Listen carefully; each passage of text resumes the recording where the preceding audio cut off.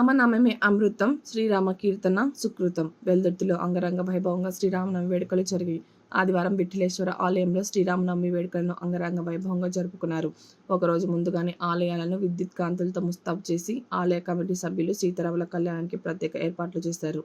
ఆలయంలో వాడవాడలా చెలవ పందిళ్లు వేసి సీతారాముల కళ్యాణాన్ని అంగరంగ వైభవంగా నిర్వహించారు.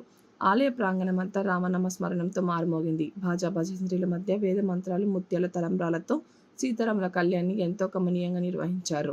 ప్రత్యేక పూజలు చేసి రథోత్సవాన్ని ప్రారంభించారు. రథాన్ని లాగేందుకు భక్తులు పోటీపడ్డారు. ఈ సందర్భంగా చిన్నారులు, పెద్దలు కోలాటాలు, నృత్య ప్రదర్శనలు, భజనలు భక్తులను ఆకట్టుకున్నాయి.